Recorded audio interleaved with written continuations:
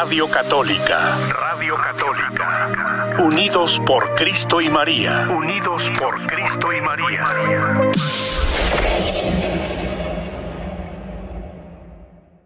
Muy bien, entonces pues bienvenido, ya estamos listos para que empiece con su programa.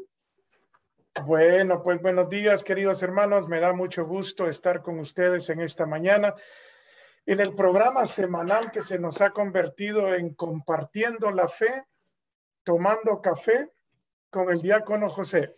Así es que por aquí vamos a estar un rato con ustedes hablando un poco. La semana pasada les dije que íbamos a hablar, comenzando esta semana, de los ritos funerales de la iglesia. A ver, hermana en la radio, estoy oyendo bastante eco y con otras cosas así en el background. Así es que por ahí vamos a estar un rato con ustedes. Hablando un poco la semana pasada. Sí me escucha, le estoy oyendo el eco de todo lo que yo digo. Ya estamos bien.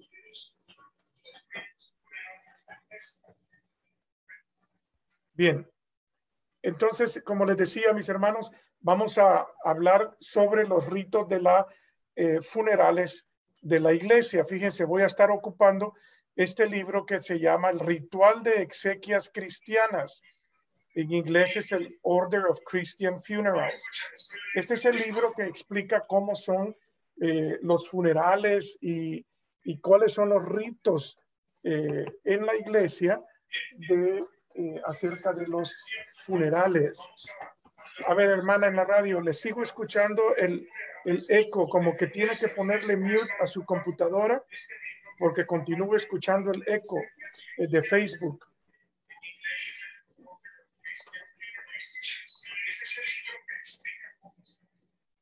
Sí.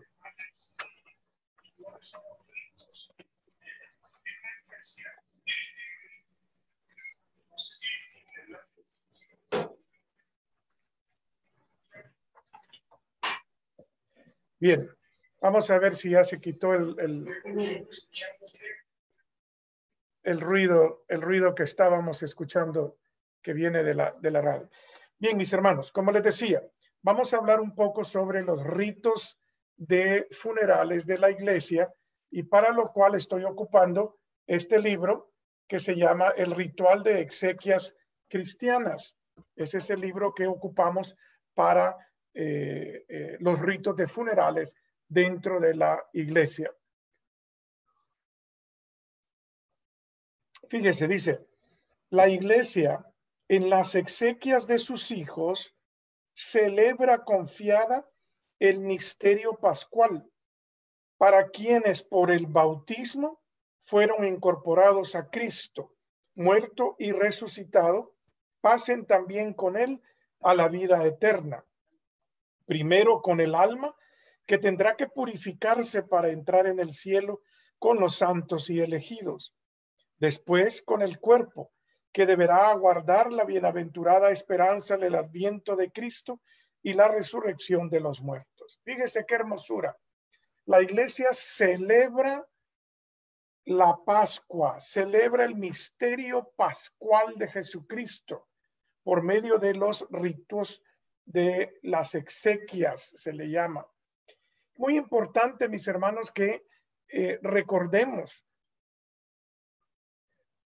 cuando nosotros ya no estemos, fíjese, nada menos hoy en la mañana, me dicen aquí en la oficina que se murió una hermana de una señora de aquí de la iglesia y que, bueno, quieren, si podemos tener nada más el rosario y una lectura bíblica en la iglesia, sin misa. Y entonces, a mí me duele el corazón cuando oigo esto de parte de las familias. ¿Por qué? Porque a lo mejor no era lo que la persona fallecida hubiera querido, sobre todo si la persona fallecida era alguien muy devoto de asistir a misa y todo lo demás. Entonces, la familia a lo mejor ya no son tan devotos como la persona fallecida y no tienen este concepto ni esta idea de lo que los ritos de las exequias están haciendo, celebrando el misterio pascual para pedir por el eterno descanso y la purificación del alma de la persona fallecida, así como el cuerpo que va a esperar la resurrección de todos los muertos. Por tanto, dice, la iglesia ofrece a los difuntos el sacrificio eucarístico de la Pascua de Cristo y reza y celebra sufragios por ellos, de modo que, comunicándose entre sí todos los miembros de Cristo, estos impetran para los difuntos el auxilio espiritual y para los demás el consuelo de la esperanza. Para el difunto, fíjese, para el difunto es un auxilio espiritual todos los servicios y las exequias. Y para los que quedamos acá, nos sirve un consuelo por medio de la esperanza. Nos sirve con el consuelo por medio de la esperanza. Continúa diciendo aquí en el ritual, en la celebración de las exequias por sus hermanos y hermanas, procuren los cristianos afirmar la esperanza en la vida eterna. Fíjese, afirmar la esperanza en la vida eterna, pero teniendo en cuenta la mentalidad de la época y las costumbres de cada región concernientes a los difuntos. Por tanto, ya se trate de tradiciones familiares, de costumbres locales o de empresas de pompas funerales, aprueben de buen grado todo lo que en ellas se encuentran y procuren transformar todo lo que parezca como contrario al evangelio, de modo que las exequias cristianas manifiesten la fe pascual y el verdadero espíritu evangélico. Es decir, se van a encontrar tradiciones de familia, tradiciones regionales, y todo eso está bien, siempre y cuando no vayan en contra de la iglesia, en contra del evangelio. Bien, experiencias que yo he tenido como diácono. Me recuerdo cuando fui a hacer mi primera vigilia, que ya les voy a explicarlo. Son 3 ritos, las exequias de los cristianos son 3 ritos. La vigilia, que es la noche anterior al entierro. Me acuerdo cuando fui a hacer mi primera vigilia. Hice lo que está en este libro, lo que está en el ritual. No, al día siguiente me dice el padre que celebró la misa. Oye, José, me dice, ¿y qué fue lo que hiciste anoche en la funeraria? Le dije, bueno, hice el rito de la vigilia tal y como lo manda la iglesia. Ah, pues con razón. Es que la gente está enfurecida, la familia del muerto, están enfurecidos contigo. ¿Pero por qué? Le dije yo. Porque no hiciste el rosario. Fíjese, qué tristeza que el rosario, que es una devoción, le pongamos más importancia a la liturgia de la iglesia. Con eso no quiero decir, mis hermanos, que no valga la pena hacer el rosario. Claro que sí, claro que sí. De hecho, yo rezo el rosario todos los días. Ya hoy en la mañana ya terminé mi rosario. Lo hago todos los días, rezo yo mi rosario. Pero hay que entender lo que son devociones y lo que son los rituales de la iglesia. Entonces, ahora lo que hago cuando me toca ir a hacer una vigilia de funeral es les hago el rosario primero y de ahí les hago la vigilia, es decir, el ritual de la iglesia. A veces hay gente que me pregunta, mire, ¿no podemos hacer el rosario y saltearnos lo demás? Le digo, no, me puedo saltear el rosario y hacer la vigilia, pero no me puedo saltear la vigilia, ¿verdad? No puedo. Hace unos días nos estaban pidiendo que si podíamos hacer aquí en la iglesia nada más el rosario y bueno, hoy les compartía. Y no, pues, o sea, la misa debe de ser el centro, ¿verdad? El centro de todo lo que giramos alrededor de Cristo. Continúa y dice, dejada de lado toda vana ostentación, es conveniente honrar los cuerpos de los fieles difuntos que han sido templos del Espíritu Santo. Por eso, por lo menos en los momentos más importantes entre la muerte y la sepultura, se debe afirmar la fe en la vida eterna y orar por los difuntos. Orar por los difuntos. Hay costumbres que se han ido creando en los últimos tiempos. Por ejemplo, la cremación. Hablemos un momentito de la cremación. No estoy seguro si este libro, déjeme ver el índice, a ver si en este libro nos habla un poco de la cremación. Si no lo habla, pues de todas maneras lo vamos a tener en cuenta, ¿verdad? Lo vamos a tener en cuenta. Pero sí creo que no habla aquí de la cremación. Pero bien, hablemos un poquito. La cremación como tal no va en contra de la creencia cristiana católica. Es permitida la cremación, siempre y cuando las cenizas sean enterradas en un cementerio. Fíjese, enterradas en un cementerio. No se puede esparcir las cenizas en un río, en un lago, en el mar, en el campo de béisbol. No se puede, no se debe. Tampoco se puede distribuir la ceniza entre todos los hijos y que cada quien guarde un poquito de las cenizas. No se pueden tener las cenizas en casa. Aunque estén en una urna, no se pueden tener en casa. No es debido tenerlas en casa. No es apropiado tenerlas en casa. A los muertos hay que enterrarlos. Y la cremación lo único que hace es acelerar un proceso que de lo contrario ocurriría naturalmente. Eventualmente nuestro cuerpo se va a convertir en ceniza, vuelve a ser polvo. Polvo eres y en polvo te convertirás, ¿verdad? Entonces la cremación lo único que hace es acelerar ese proceso. Así es que mucho cuidado con lo de la ceniza.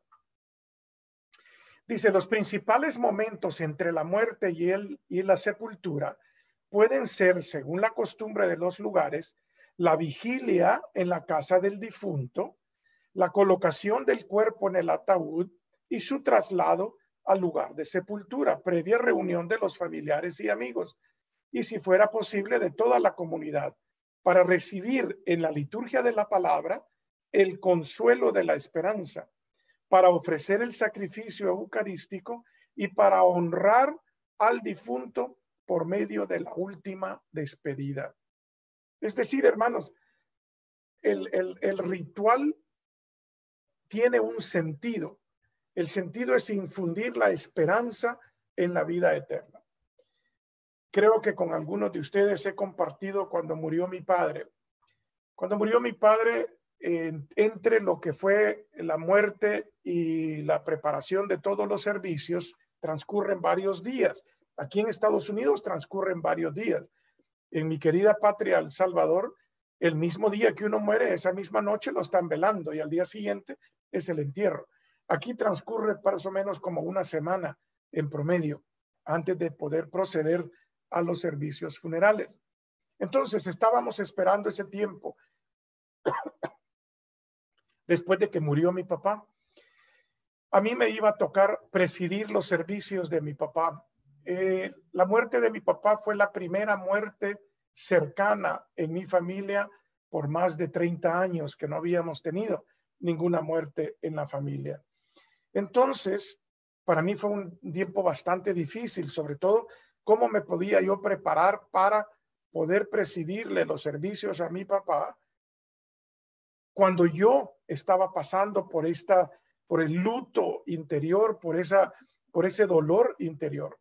Y me recuerdo que estaba yo haciendo oración frente al Santísimo en la capilla de mis queridas hermanas de la cruz, estaba haciendo oración ahí frente al Santísimo y estaba llorando yo frente al Santísimo, y recuerdo que me decía, oí la voz de Dios que me dijo, te voy a dar las palabras con las que debes de orar.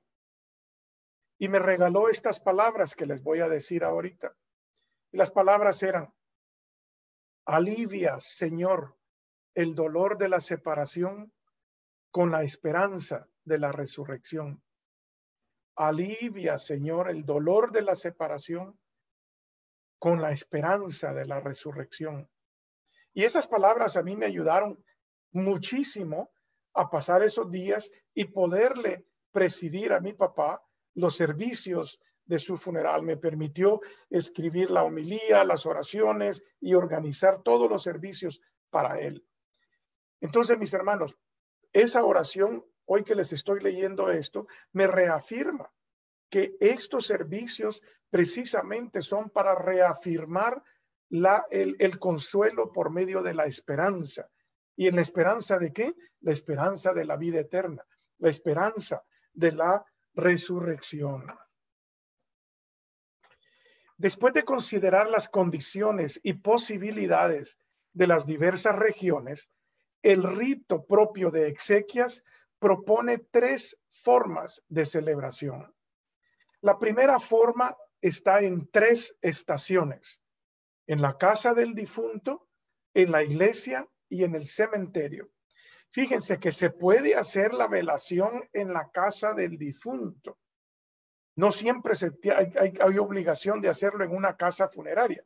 A veces es más conveniente. ¿Por qué? Porque es más amplio, porque dan ellos todas las facilidades para poderlo hacer. Pero en mi ministerio de diácono ya me ha tocado asistir a hacer velorios, a hacer vigilias en la casa de la persona fallecida. Luego en la iglesia para celebrar la Santa Misa y luego en el cementerio. La segunda forma considera solo 2 estaciones, en la iglesia y en el cementerio. Es decir, no se hace la vigilia. Y en la tercera, una sola estación, que es en la casa del difunto.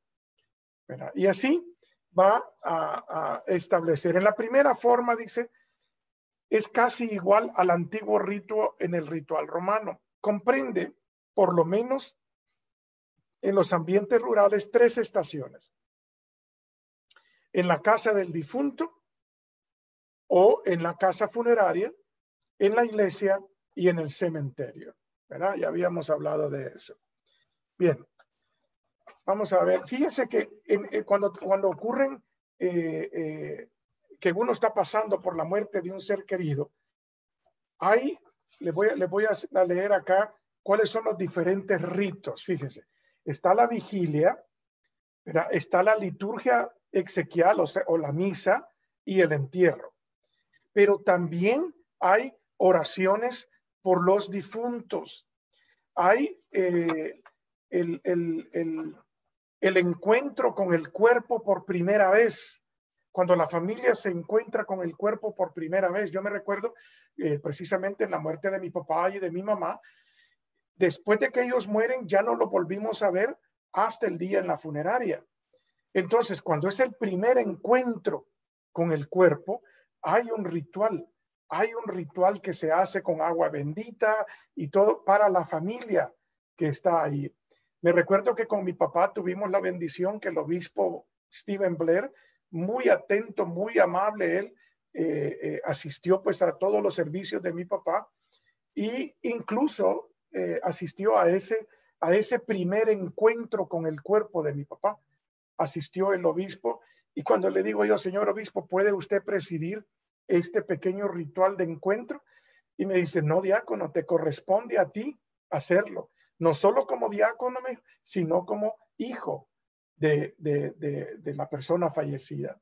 Así es que junto con el obispo pues presidimos ese rito para mi papá.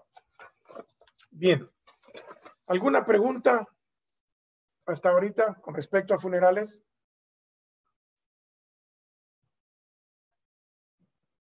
No la escucho, hermana. Quizás lo tienen en mute. con las personas que están ya muy enfermitas. ¿Es válido confesarse por teléfono si es que la persona está ya muy enferma? A ver, nos estamos pasando pues de funerales a confesiones. Eso es bien diferente. No se vale, no se vale confesarse por teléfono. No se puede. Muy bien. Entonces es más importante también los servicios de la vigilia que el rosario. Los servicios no es que uno sea más importante que el otro. ¿Cuál es el apropiado? Fíjese, sí, mucha gente le pide que quieren un sacerdote o un diácono para rezar un rosario. Para rezar un rosario no necesitan un sacerdote ni un diácono. Un rosario lo puede rezar una persona laica, una persona familiar, un familiar del fallecido. Lo puede rezar cualquier persona antes de comenzar el servicio de la vigilia. Ahora, cuando yo llego, le pregunto a la familia, ¿gusta que recemos el rosario? Si es que no lo han rezado todavía, entonces pues les hago el rosario. Termino el rosario por completo. Una vez terminado el rosario, entonces hacemos la vigilia de la iglesia, que ya les voy a explicar todo lo que incluye la vigilia, ¿verdad? Entonces sería muy conveniente también pensar en eso. Podemos hacer el rosario, los que estamos familiares reunidos del difunto, y cuando viene el diácono o el sacerdote, ya compartir pues lo que es el ritual de la vigilia. Correcto. La familia que se encuentra reunida, alguien de la familia puede hacer el rosario, ofrecido por el eterno descanso del difunto y de todos los difuntos, ¿verdad? Entonces, ahí se hace el rosario. De manera que cuando el diácono o el sacerdote llega para hacer la vigilia, se hace la liturgia de la iglesia. Muy bien. Otra cosa, hace tiempo que acompañé a mis sobrinas a la funeraria, y en la funeraria les ofrecieron de la ceniza de su mamá, ponerla en un como relicario y con una cadenita traerla en el cuello. ¿Es eso permitido?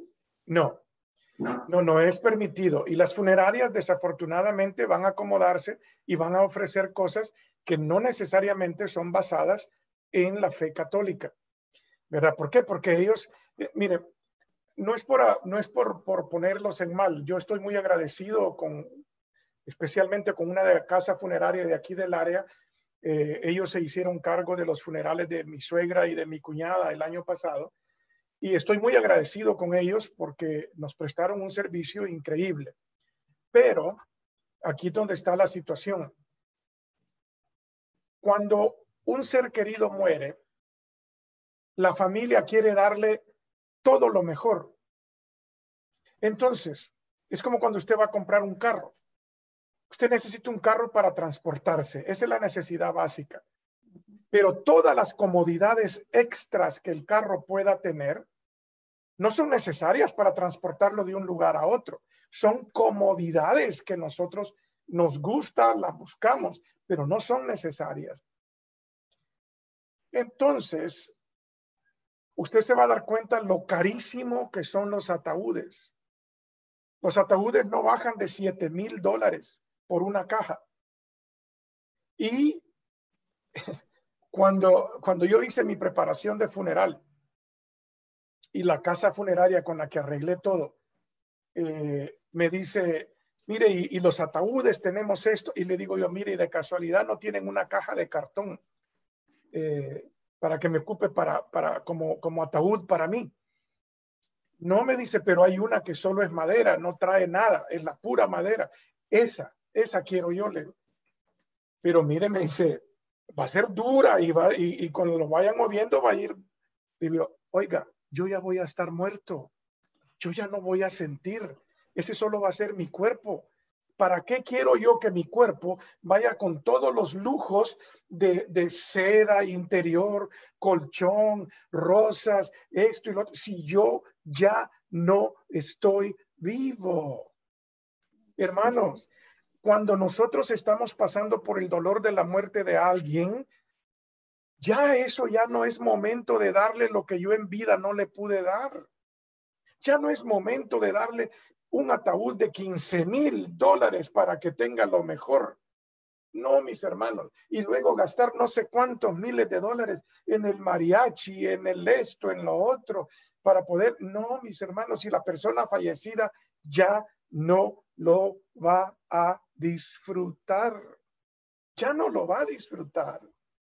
Entonces, eso es nada más para llenar un vacío que me ha quedado a mí, no para la persona que ha fallecido.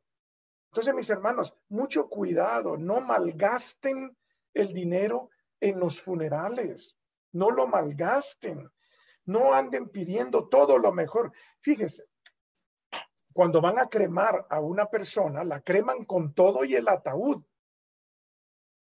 Entonces, ¿para qué va a comprar un ataúd de $15,000 para que se convierta en ceniza y lo vayan a quemar? ¿Sabe dónde compramos el ataúd de mi papá y de mi mamá? No. Lo compramos por medio de Costco. Barato, bonito, y lo mandan directo a la casa funeraria sin ningún problema. ¿Ellos lo mandan? Ellos lo mandan. Y claro que para poderlo comprar, usted tiene que mandarle ya el certificado de función, que la misma casa funeraria se lo va a preparar. Entonces, lo puede comprar en Costco y salen baratos, mucho más barato que comprarlo en una casa funeraria. Y de nuevo, ¿para qué comprar cosas caras? ¿Para qué pedir todo lo extraordinario de los servicios cuando lo único esencial es una caja, el servicio de la vigilia, la misa y el entierro? Eso es todo. Eso es todo. Todo lo demás es extra. Todo lo demás es extra. Vamos a ver, aquí en Facebook tengo un comentario de Norita. Nos dice, para el primer año de fallecido, ¿qué se hace? Ofrezca una misa. Y miren, si no logró hablar a la iglesia para que se la pusieran en la intención propia de la misa, usted vaya a la misa y ofrézcala con esa intención. Eso es válido, ofrecer con la intención. No tiene que ser nombrado. Claro que si es nombrado, la misa entera es ofrecida por esa persona, pero las intenciones personales también. Fíjese que nosotros tenemos una cajita de intenciones en la iglesia. En esa cajita se ponen las intenciones y se reza por todas las intenciones que están escritas en la canasta de intenciones. Aunque no las mencionemos, todas esas intenciones se ofrecen en esa misa. Entonces, para el primer año de fallecido, ofrezca. Todos los años de fallecido puede usted ofrecer esa misa, ¿verdad? Una misa. Amparo pregunta, ¿cómo explicar a una familia que tiene las cenizas de 2 difuntos en su casa que ya fallecieron hace un año? Bueno, mire, la manera que yo le explico a la gente no es bonita. Primero, hay 2 maneras de explicarlo. La primera es porque es enseñanza de la iglesia que a los muertos hay que enterrarlos. Hay que enterrarlos. A los muertos no se les puede tener en casa. Segundo, ¿por qué? Imagínese usted que a usted tiene un accidente y muere. Y las personas que vienen a limpiar su casa, pues como no saben qué es, van a terminar botándolo a la basura. Y esa que usted estaba guardando con tanta devoción va a terminar en un basurero. ¿Eso es lo que quiere usted para sus seres queridos? No, mis hermanos. A los seres queridos hay que enterrarlos en un cementerio. Hay gente que dice, lo voy a enterrar en el patio de mi casa. Ok. Usted tiene la certeza de que usted nunca, de aquí a 1000 años, nunca va a vender esa casa. Que en esa casa nadie va a construir nada después y que van a preservar ese lugar donde fue enterrado su ser querido. No puede. El día que esa casa la vendan, los que vengan van a lo mejor construir una piscina, van a abrir hoyo y se van a llevar en toda la tierra lo que usted enterró. No, mis hermanos, entiérrelo en un cementerio. No guarde cenizas en casa. No separe cenizas para que un hermano se va a llevar un poquito para otro país. No, mis hermanos, Si el cuerpo estuviera entero, usted no lo va a partir en pedacitos para que cada quien se lleve un poco. Usted no va a partir el cuerpo, ¿cierto? Entonces no reparta las cenizas. Así como no reparten el cuerpo, no repartan las cenizas. Entonces, mis hermanos, hay que enterrarlos, ¿verdad? Amparo dice que no está bien cómo explicarles. No le entendí esa, pero Ramón dice, cuando nos habla sobre la diácono, a ver, cuando nos habla sobre la tanalogía, no estoy seguro lo que es tanalogía, lo voy a buscar, ¿verdad? Lo voy a buscar. También la señora María dice, excelente reflexión. Amparo, es complicado, pero si se les explica, claro que van a entender. Mucha gente no lo hace por ignorancia. Lo hace por ignorancia, pues porque no saben. Pero por eso es que hay que aprender, hay que enseñar, hay que participar de todas estas cosas que tenemos nosotros para poder compartirlas, pues, dentro de la fe, ¿verdad? Muy bien. Ahora, ¿qué pasa si, por ejemplo, una persona, su última voluntad es que le gusta mucho ir a las montañas y su última voluntad es que esparzan sus cenizas en ella? Yo como cristiana cumpliría la última voluntad de aquella persona, o optaría por sepultarla como se debe. ¿Qué haría? Es un problema bien complicado. ¿Por qué? Porque uno dice, sí, la voluntad de la persona hay que respetarla. En vida, yo trataría de decirle a la persona, mira, si la decisión la voy a tener que tomar yo, lo siento mucho, pero no te voy a poder complacer. ¿Por qué? Porque la enseñanza de Cristo y la esperanza de todos los cristianos es en la vida eterna y la resurrección de todos los muertos. Por eso vamos a enterrarte en un cementerio. Ahora, si la persona insiste, entonces uno le va a tener que decir, mira, entonces yo lo siento mucho, yo no voy a poder participar de ninguna de tus servicios, ni de nada de lo tuyo, porque tú vas en contra de lo que es la enseñanza en la cual tú fuiste bautizado. Ahora, si la persona no es bautizada, pues entonces ya es distinta Sí, está bien. ¿Verdad? Uh-huh. Muy bien. Bien. Dice, vamos a ver. Todo esto son digamos, instrucciones generales que tiene Dice, cuidado pastoral de los dolientes. Al planear y llevar a cabo los ritos exequiales, el párroco y todos los otros ministros deben tener en cuenta la vida del que ha fallecido y las circunstancias de su muerte. Yo cuando voy a hacer un funeral siempre pregunto, ¿cuál fue la causa de la muerte? Porque es importante. Si fue una muerte después de una larga enfermedad, hay manera de cómo dar consuelo y de predicar acerca de eso. Si fue una muerte súbita por un accidente, hay maneras de cómo uno puede enfocar la homilía en ese sentido. Si fue una muerte por asesinato, hay maneras que uno puede enfocar las oraciones y las homilías para esas diferentes circunstancias. Por eso es importante saber eso. Deben también tomar en consideración las necesidades espirituales y psicológicas de la familia y amigos del difunto, sobre todo cuando la muerte fue causada por un suicidio, por ejemplo.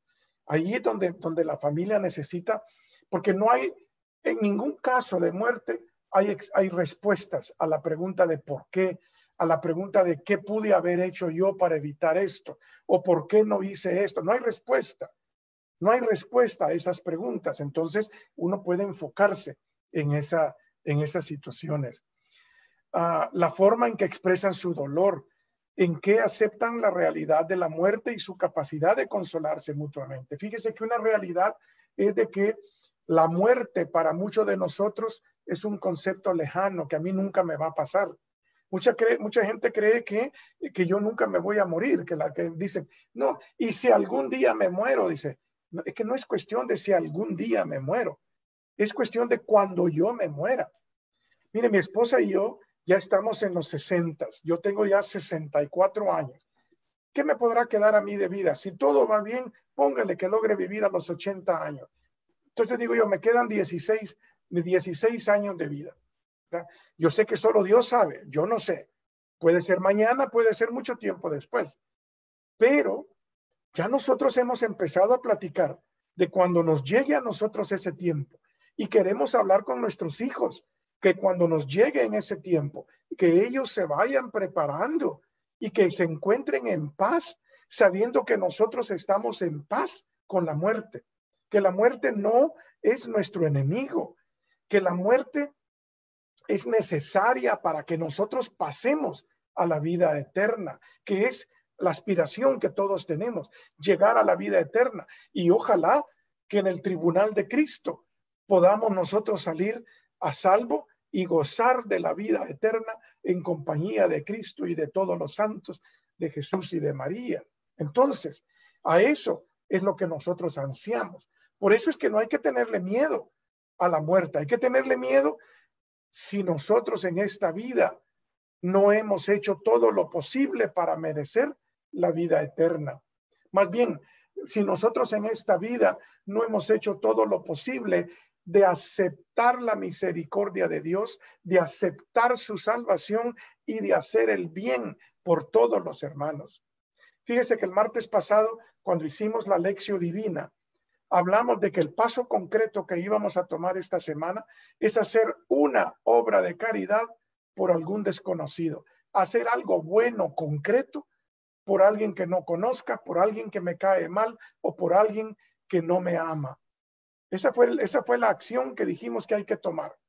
Espero que ya lo hayamos hecho, espero que ya las personas hayan tomado el tiempo para hacerlo, ¿verdad? Entonces, de eso se trata, mis hermanos. Muy bien, entonces ya está con la Lección Divina cada martes. Comenzamos este martes pasado ya con un ejercicio de la Lección Divina. ¿Sí? Fue el primer martes que comparten ya. Sí, los martes anteriores había compartido de cómo se hace la Lección Divina, pero ya hace 2 días hicimos la Lección Divina con el Evangelio del domingo pasado. ¿El Evangelio del domingo o se puede hacer también con el Evangelio del día? Se puede hacer con cualquier oración del día, con cualquiera. Ocupé un recurso que tenía ya el Evangelio del domingo anterior, por eso ocupé ese recurso, ¿verdad? Así es que, bueno, mis hermanos. Muy bien, pues bueno, voy a estar, es que como vengo a misa, a veces no alcanzo a llegar porque me voy a hacer otra diligencia. Sí. Y no me había dado cuenta, pero algo escuché la semana pasada un poquito y me pareció diferente a cuando tenían la liturgia de las horas. Entonces es que ya estamos ahora, pues, aprendiendo ahora con la Sagrada Escritura. Sí. Sí, estamos haciendo ya esa experiencia, ¿verdad? Ok. El comentario que nos puso Ramón, que decía que si podía hablar sobre la tanatología, lo estoy buscando acá y dice que es tanatología. Tanatología es una disciplina científica que se encarga de encontrar el sentido al proceso de la muerte, sus ritos y significado, concebido como una disciplina profesional que integra a la persona como un ser biológico, psicológico, social y espiritual para vivir en plenitud y buscar su trascendencia.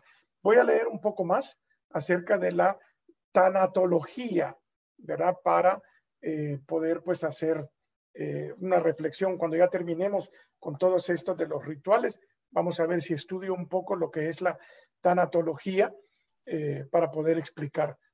Gracias, Ramón, por esa sugerencia y vamos a hacer lo posible por incluir ese tema en el futuro, ¿verdad? Dice, en la planificación se puede hacer durante la visita del párroco o de otro ministro. Los ministros deben explicar a la familia el significado y la importancia de cada uno de los ritos. De ahí la importancia. De ahí la importancia, mis hermanos, que cuando hablen a la funeraria, insistan en que quieren hablar con alguien de la iglesia para que les explique los ritos. No dejen que la funeraria les explique cuáles son los ritos. La funeraria le continúa llamando a la vigilia el rosario. Y dicen, el rezo del rosario presidido por el diácono José. El rezo del rosario. No, eso es equivocado. El rezo del rosario está incluido como parte de la vigilia. Vigilia es el nombre correcto de lo que ocurre la noche anterior en la casa funeraria. Dice, diácono, 4 años atrás murió una joven de cáncer. Era bautizada y tenía mucho dolor porque Dios no la sanaba. Y se cambia de religión. Su última voluntad fue que la cremaran y depositaran un poco de ceniza en cada lugar que corrió por el cáncer. Déjeme, le pongo acá más. A lo largo de California a Oregon. Ya tenía todo preparado. Yo le pedí a algunas personas que hablaran con sus padres para que no lo hicieran y nadie quiso. Yo le pedí a Dios que me diera el valor y hablé con su papá y le dije que no lo hiciera, que el día de la resurrección, como ella iría a recoger su cuerpo, aparte de que era bautizada. Y gracias a Dios no lo hicieron. Qué bueno, porque se pudo hablar y recapacitaron. Pero es que cuando una persona se enoja con Dios, es natural la reacción. Es natural la reacción. Es natural enojarse con Dios. Pero nos hace falta dar el paso que dio Jesús en la agonía del huerto de Getsemaní. Nos hace falta dar ese paso que es, pero Señor, que no se haga mi voluntad, sino la tuya. Nos hace falta ofrecer la enfermedad, ofrecer el sacrificio por la salvación de todas las almas, ofrecer el sacrificio por alguien más, es decir, entregar su vida por alguien más. Fíjese, le voy a compartir hace varios años una señora bastante joven, Griselda, era el nombre de ella. Griselda tocó mi vida de una manera que para siempre yo a Griselda la voy a recordar para toda mi vida por lo que ella hizo en mí. Aunque ella, si estuviera viva todavía, diría, no, diácono, lo que usted hizo por mí. Recibo una llamada de una amiga de Griselda, que también se llama Griselda, fíjense las coincidencias, también se llama Griselda. Recibo una llamada de parte de Griselda y me dice, diácono José, una amiga mía que se llama Griselda está ya desahuciada del cáncer y pide que alguien le ayude a morir. Cuando me dijo eso, pensé que Griselda, la persona enferma, estaba pidiendo la eutanasia, es decir, la muerte asistida. Entonces dije yo, bueno, no se preocupe, yo voy a ir, ya me dieron ella me mandó la dirección y todo, y fui a visitar a Griselda, la persona moribunda. ¿Cuál va siendo mi sorpresa?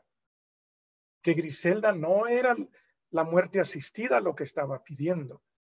Ella lo que me estaba pidiendo era que le ayudara a prepararse espiritualmente para su muerte.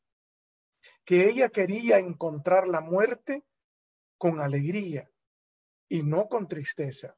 Que ella quería encontrar la muerte en paz. Entonces la empecé a visitar varios días antes de su muerte. Llegué a su casa, ella ya estaba en cama, ya no se levantaba. Habían veces que sí podíamos hablar, otras veces no podíamos porque ella pues estaba con los medicamentos, estaba inconsciente. Le llevaba la comunión todos los días. La última vez que recibió la comunión ya no la pudo recibir completa. Entonces tuve que partir un pequeño fragmento de la hostia y en una cuchara con agua así la hostia, el fragmento de la hostia con el agua, así le di la comunión en la boca. Griselda falleció, pero el esposo de ella me comentaba que la muerte de Griselda, de su esposa, había sido una muerte muy llena de paz para ella. Cuando yo le digo que Griselda marcó mi vida, es porque así quisiera yo que cuando llegue mi muerte, que cuando llegue mi momento de partir de esta vida, tenga yo el valor de pedirle a alguien que me ayude, que sea mi director espiritual en ese camino hacia la muerte, que tenga un guía espiritual que me ayude a morir en paz y que esa paz mía a la hora de la muerte sea irradiada a toda mi familia para que ellos también queden en paz. Y sé que van a llorar, sé que van a sufrir, pero que ese sufrimiento sea pasajero y que ellos puedan tener la alegría de saber que la muerte la encontré en paz. Dice que con ese testimonio da para más, a lo mejor retenemos un poquito, pero la próxima semana, porque quien no quisiera tener alguien que lo guiara, que lo ayudara en ese trance, que uno está consciente que va a dar ese paso, que ya no hay, especialmente cuando está uno en una. Entonces da para mucho, nomás que ya el tiempo se nos acaba. Sí. Pues, muy bonito testimonio y yo quisiera retomarlo para la próxima semana. Si vemos la licencia, volver a encontrarnos a través de este programa. Sí, durante las próximas semanas vamos a seguir compartiendo porque no hemos todavía comenzado a desglosar cada rito. Y lo tenemos que desglosar para que vean la riqueza que hay. Y así, pero fíjense, lo importante, mis hermanos, también es que nosotros dejemos claros cuáles son nuestras intenciones, nuestros deseos, que los dejemos por escrito, ¿verdad? Para que, sobre todo, nuestras familias sepan cuáles eran nuestros deseos. Muy bien. Con eso, mis queridos hermanos, nos vamos a despedir, nos vamos a quedar ya. Déjeme asegurarme que la próxima semana sí estoy por acá. La próxima semana, sí, el martes, vamos a volver a hacer la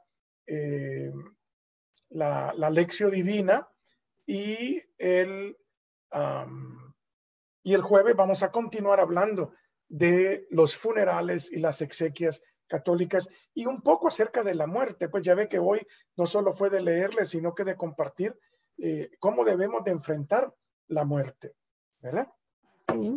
Y lo que surja, pues, lo que surja de alguna inquietud, una pregunta sobre lo que surja, claro que sí. Claro que Gracias sí. a todos los amigos que nos acompañaron por medio de Facebook, por medio de la radio. Gracias por los que pusieron sus comentarios y sus preguntas y ojalá pues de que para la próxima semana, si tienen preguntas, anótenlas desde ya para que cuando llegue el día ustedes las puedan hacer. Así es. Hasta el próximo jueves, mis queridos hermanos. Que el Señor esté con ustedes. Y con tu espíritu. La bendición de Dios Todopoderoso, Padre, Hijo y Espíritu Santo descienda sobre ustedes y permanezca para siempre. Amén. Hasta luego, mis queridos hermanos, compartiendo la fe, tomando café con el diácono. Muy bien. Luego. Hasta luego. Radio Católica. Radio Católica. Unidos por Cristo y María. Unidos por Cristo y María.